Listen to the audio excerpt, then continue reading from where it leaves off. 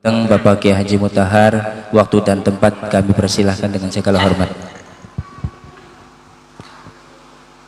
Assalamualaikum warahmatullahi wabarakatuh.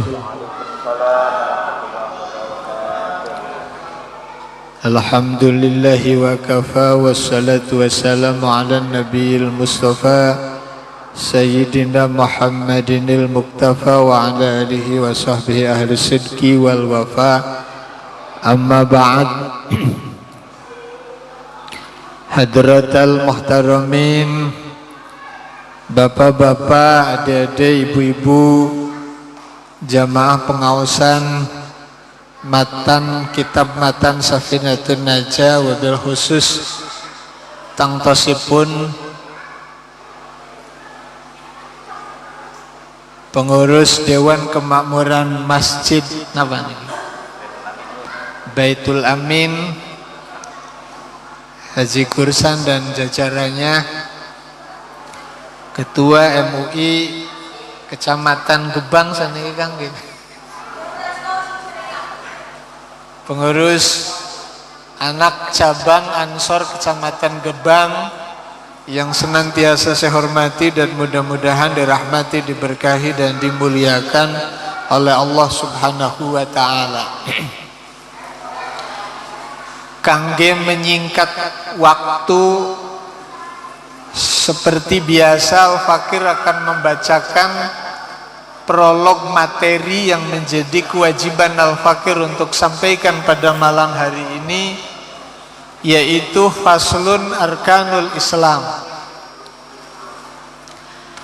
Bismillahirrahmanirrahim. Arkanul Islami khamsatun. Rukunnya Islam itu ada 5.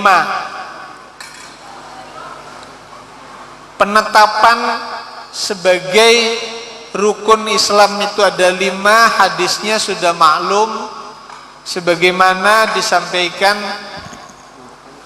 oleh Kanjeng Nabi. Pada saat itu ada malaikat Jibril yang menyamar sebagai Dihyah Al-Kalb, laki-laki yang pada saat itu kira-kira sangat tampan.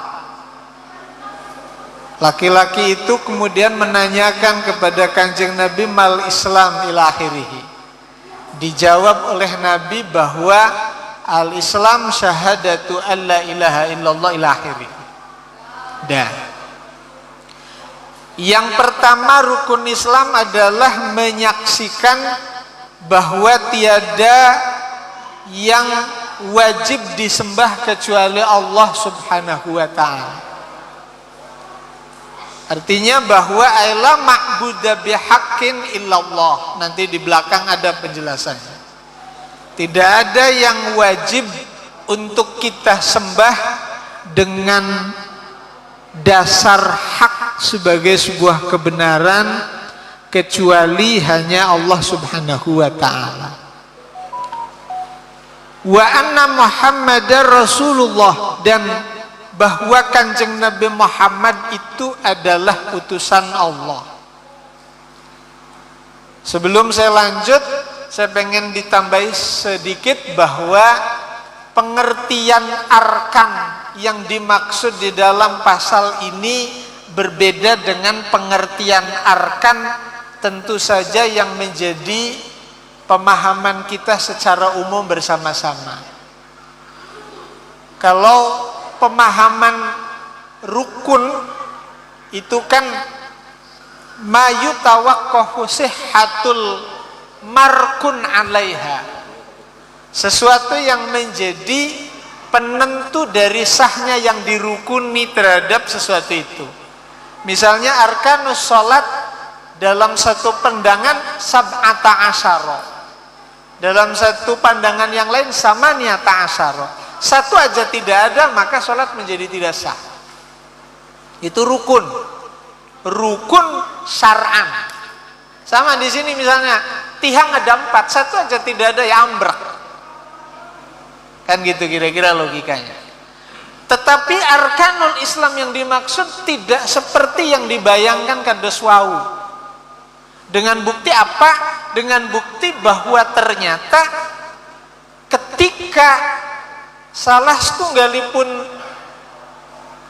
tiang kafir yang dikejar-kejar oleh sahabat Nabi dalam keadaan kepepet kemudian dia ngucap la ilaha illallah, itu Kanjeng Nabi langsung memberikan ultimatum kepada sahabat yang mengejarnya, hukina maluhu wadamuhu, dijaga hartanya dan dijaga darahnya, padahal baru mengucapkan kalimat la ilaha illallah, durung sholat, durung zakat, durung puasa Ramadan, durung haji.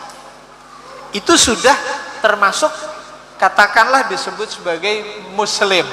Apakah kemudian istilah hening gebang KTP atau apa, terserah saja lah. Pun. Berikutnya adalah arkanul Islam yang kedua, wa iqamatus shalah atau wa iqamus shalah, menunaikan ibadah salat. Ibadah salat yang akan menjadi penentu dari rukun Islamnya kita yang kedua, tentu manakala dipenuhi syaratnya. Syaratnya sudah maklum bersama, kurang lebih nanti di belakang dijelaskan adalah harus ayyakuna, ada syarat wajib, ada syarat sah. Kalau syarat wajib kira-kira ayyakuna apa namanya, baligho, ayyakuna musliman, wa ayyakuna balighon, wa ayyakuna aqilan. Itu syarat wajib kurang lebih kira-kira seperti itu. Lah kemudian kalau syarat sah ya sama, ayyakuna ditambah yang tadi itu, kemudian nanti ditambah ayyakuna kalau syarat sah itu apa namanya, ayyakuna tohiron, ia dalam keadaan suci, baik minal hadasil aswari atau minal hadasil akbari atau minan najasati, hadas kecil maupun hadas besar, baik apa namanya dari hadas kecil maupun dari hadas besar atau dari najis. Lah kemudian wa ayyakuna satiron li auratihi, menutupi terhadap auratnya, ini syarat sah. Wa ayyakuna mustaqbilal kiblati, menghadap terhadap kiblat. Wa ayyakuna aliman biduhuli waktiha, ia mengetahui kalau waktunya sudah masuk. Jadi jangan sampai salat dilaksanakan kemudian dalam kondisi dalam keadaan waktunya tidak masuk atau waktunya belum masuk. Sebab sudah maklum bersama bahwa yang jadi patokan di dalam ibadah itu kan bima fi dzannil mukallaf wa bima fi nafsil amri. Patokannya adalah fakta atau realita dengan prasangkanya mukallaf, dzan mukallaf. Jadi kalau waktunya dia mengira sudah masuk tetapi belum masuk, maka sholatnya menjadi tidak sah. Atau dia mengira katakanlah belum masuk tetapi faktanya sudah masuk, juga tidak sah. Dua-duanya harus berjalan bareng. Itu al-madar fil ibadah. Sama dengan dalam kasus misalnya tadi ayyakuna apa namanya, misalnya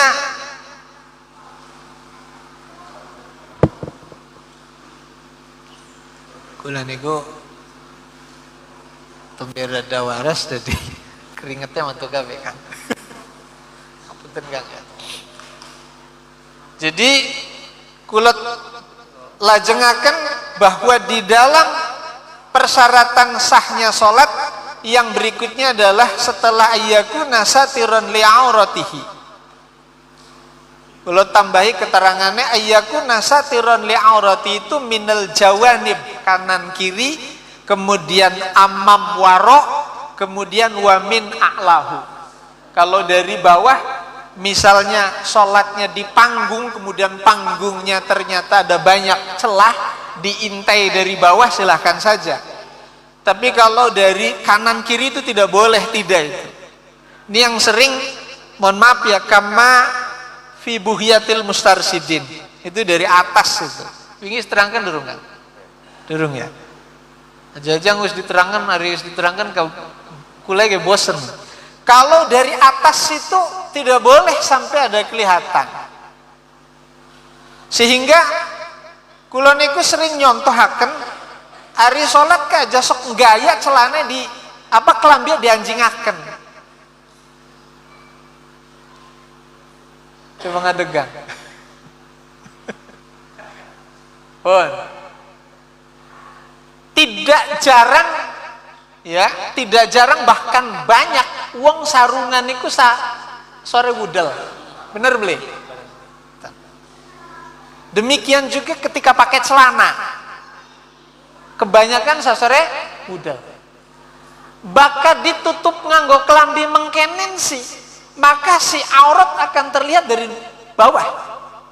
No problem. Leres buatan Mbak. Tetapi ketika kemudian baju dimasukkan, maka andaikan tidak ada baju, wudel arep katon, dan itu artinya aurat dilihat dari atas. Ngoten loh.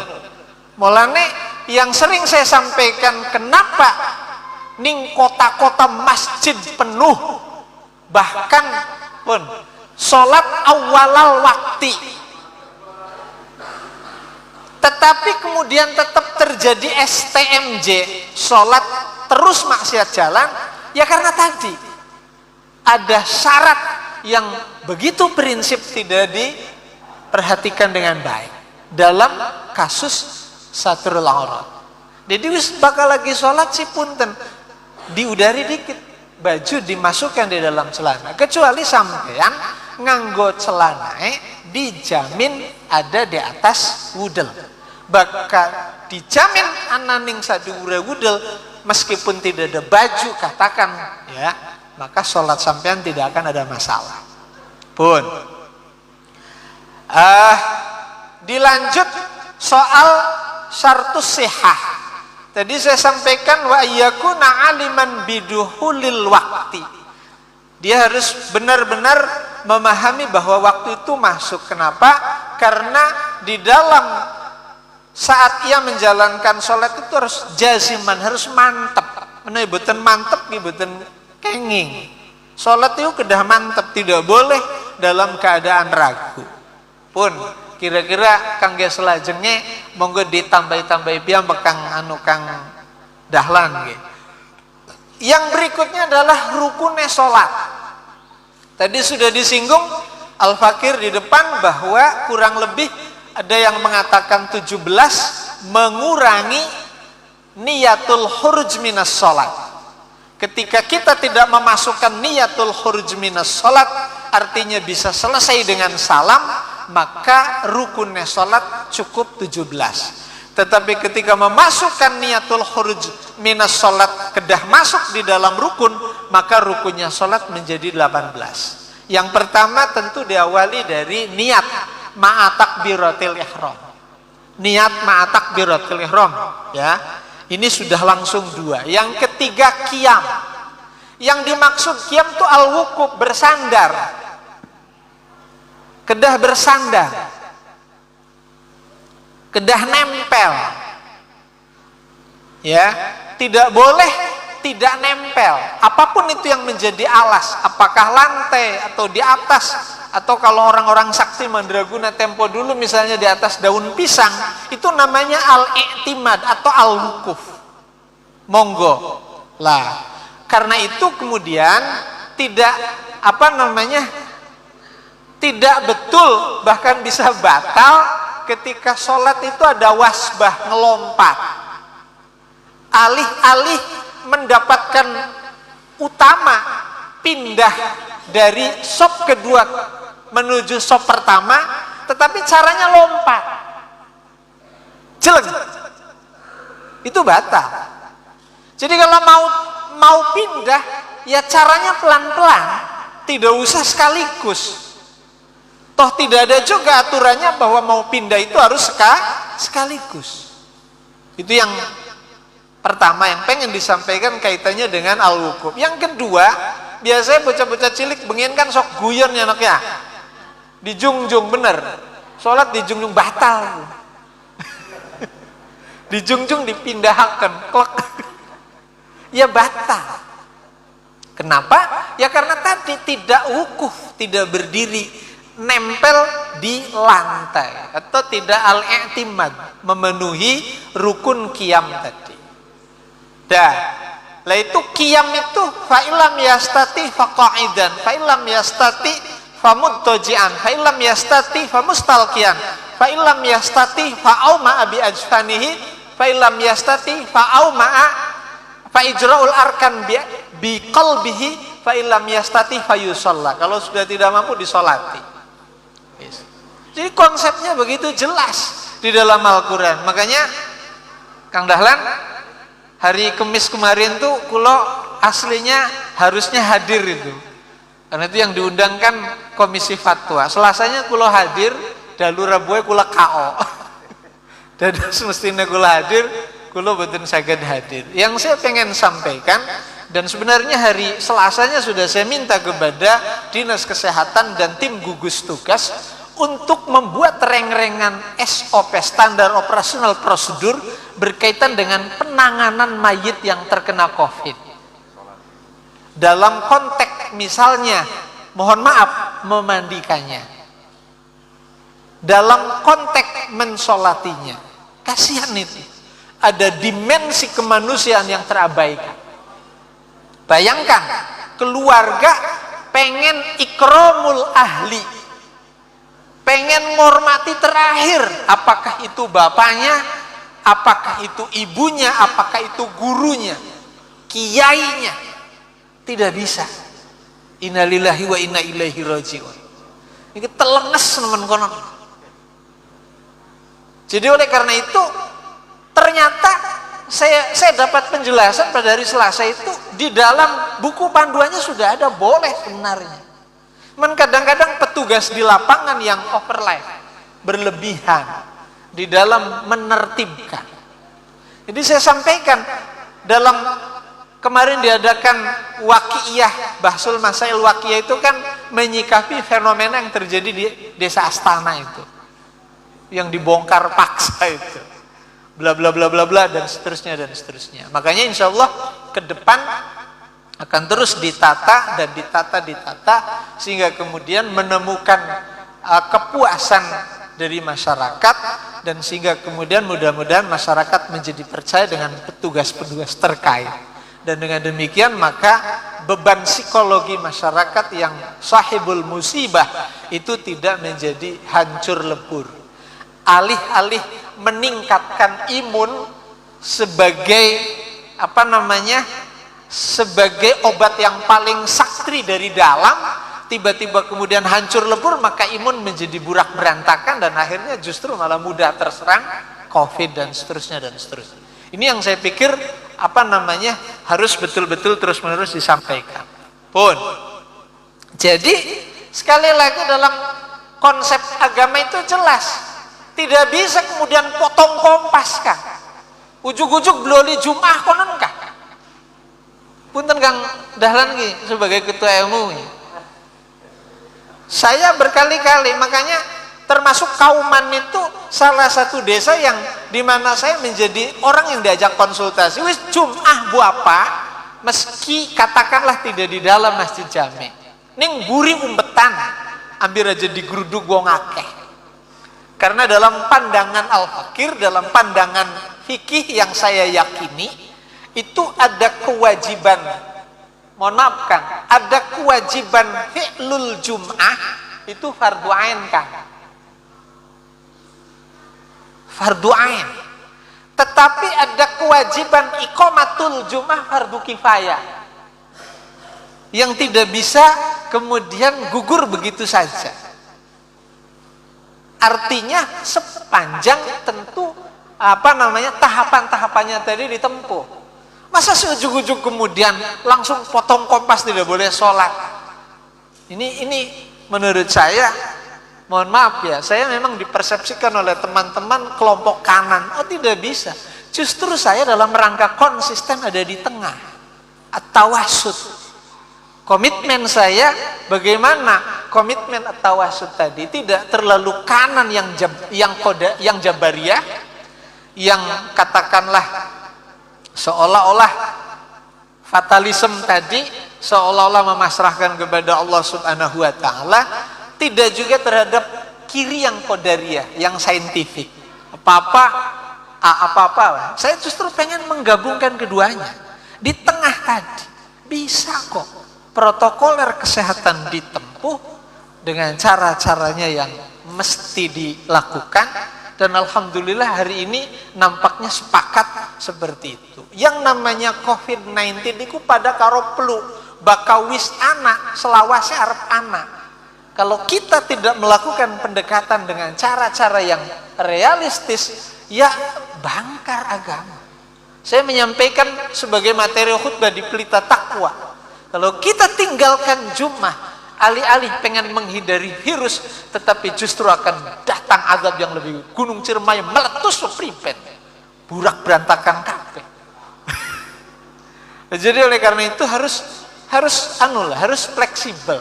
Agama itu inna dina indallahi, kan begitu, ad-dinu yusrun, agama itu sesungguhnya mudah, tetapi bukan dengan cara dimudahkan, disepelekan begitu pun.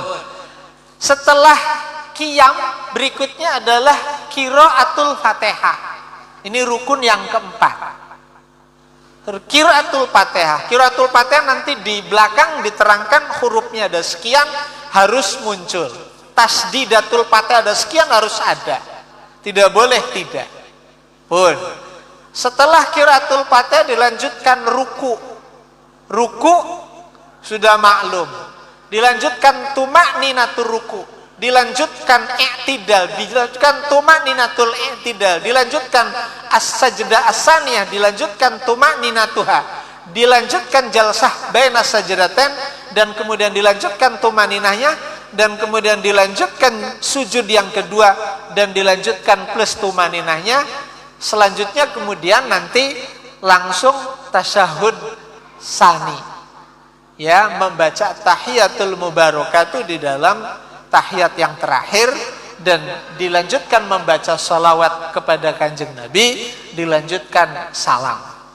Ya, ini tidak ngitung niatul khuruj, niat keluar dari sholat. Jumlahnya menjadi 17 rukun. Setelah rukunnya yang 17 kita lakukan, ya, pada saat yang sama juga kita mesti menghindarkan diri dari hal yang membatalkan terhadap sholat. Jumlahnya kurang lebih sekitar ada 6. Ya, monggo dibaca malih sesarengan. Saya akan mencoba menerangkan yang kira-kira dianggap krusial saja, yang dianggap penting. Yang pertama, ini yang jarang diperhatikan dengan baik adalah al-harokah al-kabirah, ya, salasu harokatin kabiratin mutawaliyatin. 3 kali gerakan besar yang berturut-turut itu membatalkan terhadap sholat. Gerakan besar itu apa? Misalnya tangan lepas dari bersedekap itu 1, balik lagi 2. Jadi kalau misalnya mau ngukuri kepala itu berangkat 1, kukur 2, kukur 3, balik maning 4 batal. Jadi yang benar bagaimana? Yang benar mangkat siji, itu tidak batal. Berhenti dulu biqadri qiraati subhanallah. Kemudian balik lagi 1 lagi. Belum dihitung 2. Karena tadi sudah ada jeda subhanallah. Lah, itu namanya gerakan besar. Kalau gerakan kecil gak apa-apa seperti tadi. Ya, cuman kalau tangan tayat begini-begini, meskipun kecil itu khilaful aula. Ya, mata gerakan kecil, kidep baik, karena misalnya sakit mata atau apalah. Kemudian kuping kayak tukul kan bisa kupingnya gerak-gerak. Itu gerakan kecil. Hidung gerakan kecil, lambe gerakan kecil, dan seterusnya dan seterusnya. Jadi yang tidak boleh adalah gerakan besar. Jadi seringkali teman-teman itu kalau sholat itu menganggap enteng terhadap gerakan besar. Bener akan sorban kah peduki yang mereka? Bener betul. Mulane di dalam satu daerah itu ada orang yang tidak mau diimami oleh orang ini. Naudzubillah min dzalik. Kenapa? Karena refleks itu benerakan sorban dan dudu jarang-jarang kah sorban gua anggar di mengkanan. Akhirnya ya tadi mungkin yang bersangkutan itu karena faktor refleks, sementara sing dadi imam sing dadi jamaah memperhatikan dengan seksama bahwa itu lebih dari 3 kali berturut-turut. Maten. Dan ketika keyakinannya seperti itu betul, jangan dimakmumi. Kan harus jangan berjamaah kepada seseorang atau imam yang diyakini batalnya. Kalau yakin batalnya nggak usah kita jamaah ke situ. Pun. Yang berikutnya berkaitan dengan persoalan krusial yang membatalkan terhadap sholat, ya, adalah al-kalamul amdi.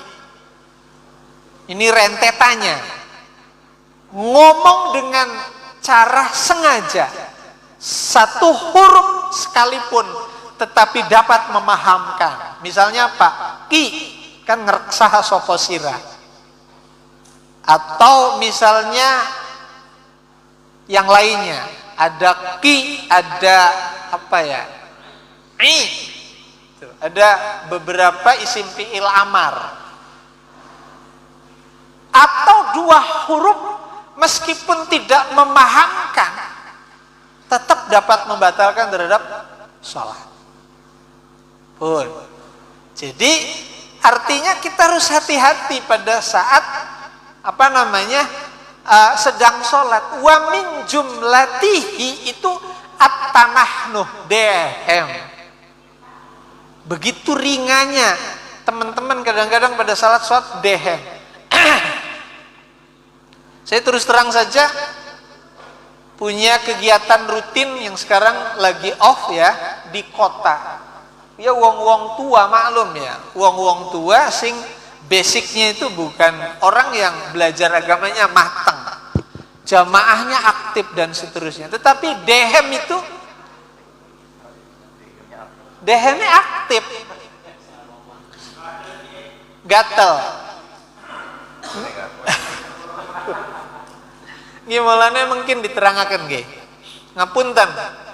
Jadi nunggu ngapun. Dehem itu membatalkan terhadap sholat.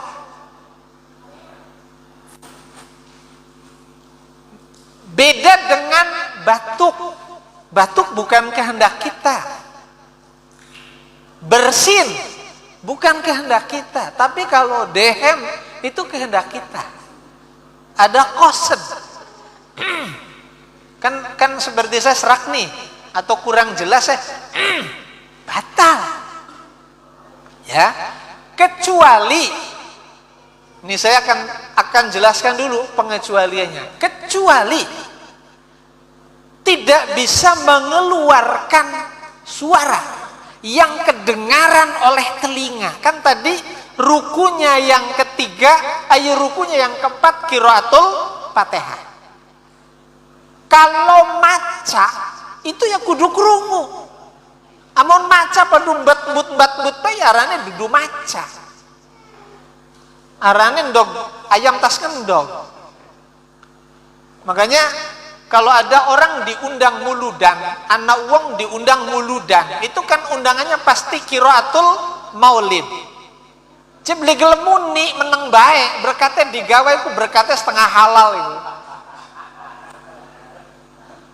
Yang undangannya jelas diundang di dalam rangka membaca maulid atau mendengarkan. Ya paling beli baka qori membaca ya kita nasol lale lamun maca solawatan ya melun jawabi.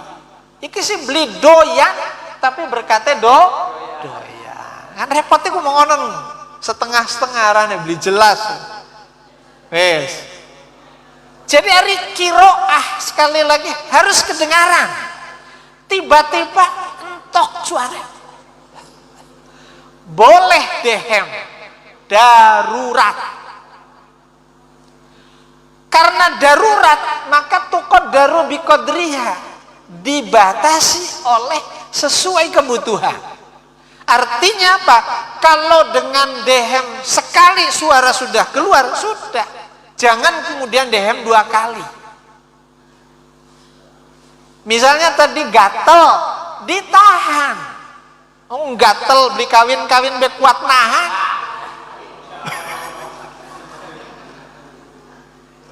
Kan gitu kira. Apa maning gatel tenggorok kan ditahan. Wes. Jadi oleh karena itu jangan sembarangan. Sekali lagi tadi saya jamai kepada dehem be. Saya kadang-kadang risih kesinggung. Apa bacaannya kurang enak tah? Ya Allah ya Rasul. Ternyata ya watak, refleks begitu. Makanya alhamdulillah setelah kemudian ada yang tanya dan dijelaskan, sedikit mengurangi sing dehem mau. Dan mungkin yang masih dehem itu yang sedang berproses bagaimana kira-kira refleksnya hilang, mungkin begitu. Pun itu yang krusial di dalam kita menjaga perkara yang dapat membatalkan terhadap sholat. Lanjut, wa ita'uz zakat. Berikutnya adalah rukunnya Islam yang ketiga adalah menunaikan zakat.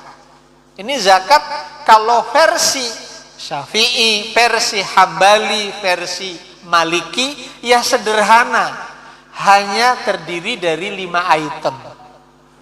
Yang pertama adalah item mawasi, hanya ada ibil, onta, bakor, sapi kerbau, dan kemudian honam, kambing, dengan persyaratannya yang ketat.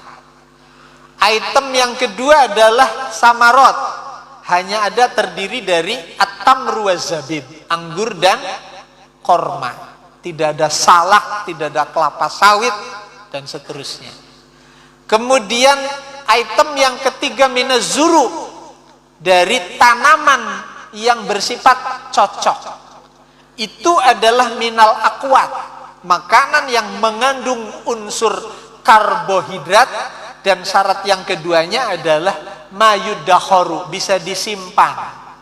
Jadi bisa dibayang, terbatas kepada padi, jagung, kacang kedelai, kacang-kacangan lah. Kemudian apa namanya? Ya itu aja. Tidak termasuk di dalamnya capu, tidak termasuk di dalamnya bolen.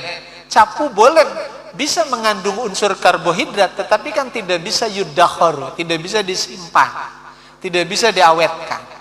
Oke. Item yang ketiga, yang keempat, menurut versi Syafi'i, Maliki, Hambali, yang wajib dizakati adalah yaitu ma'adin, hasil tambang. Tambang itu cukup minaz zahab wal fiddah. Saudaranya zahab dan fiddah meskipun lebih mahal seperti intan tidak wajib. Saudara mudanya yang lebih murah perunggu tidak wajib. Sampai nikel di daerah Sulawesi tidak wajib, dan seterusnya dan seterusnya. Terakhir, item yang wajib dizakati dalam versi Syafi'i adalah tijaroh. Tijaroh apapun jenisnya, meskipun secara zat pada asalnya tidak wajib dizakat, tetapi ketika masuk klaster tijaroh, maka kemudian wajib dizakati.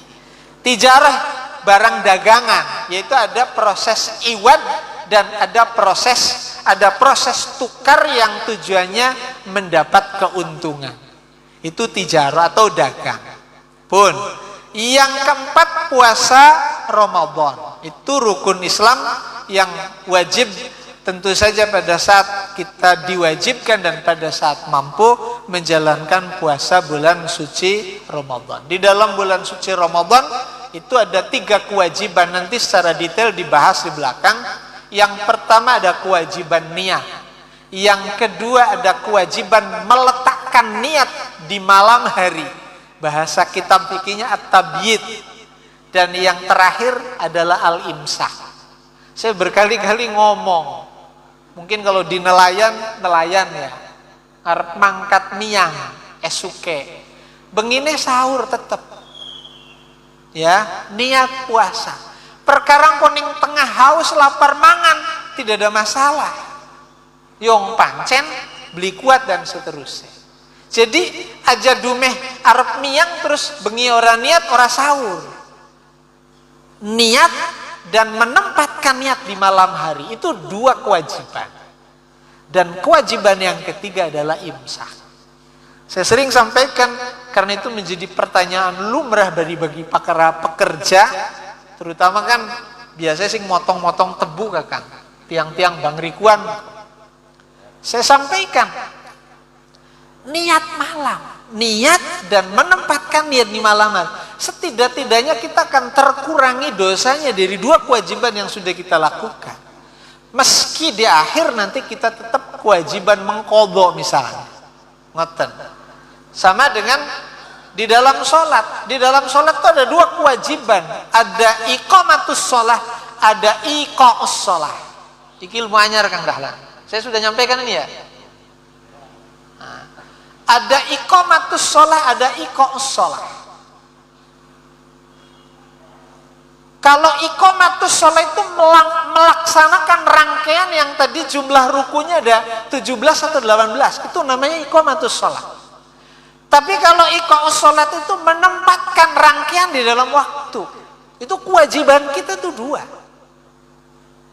Bukan satu. Lah, akan terlihat bahwa kita punya dua kewajiban sekaligus itu pada saat kita tidur misalnya jam 11 siang. Ketika kita tidur jam 11 siang, kemudian kita bangun jam 4. Itu kita tidak dosa dengan tidak mengisi waktu zuhur dengan sholat. Tetapi kita tetap punya kewajiban qadha. Qadha itu sebagai rangkaian kewajiban iqamatus sholat. Tapi ketika kita tidur jam setengah 1 zuhur sudah masuk. Kemudian kita belum sholat zuhur, kita tidur bablas jam 4 baru tangi. Kita dosa dengan tidak menempati zuhur sholat. Tetapi kita tetap kewajiban qadha. Qadha atas nama ganti iqamatus sholat, dosa atas nama kita tidak melakukan iqa'us sholat. Ngoten. Ngapunten niki ya ilham minallah. Niku sama dengan di dalam puasa tadi. Terakhir, wahijjul baiti man istata ilaihi sabila.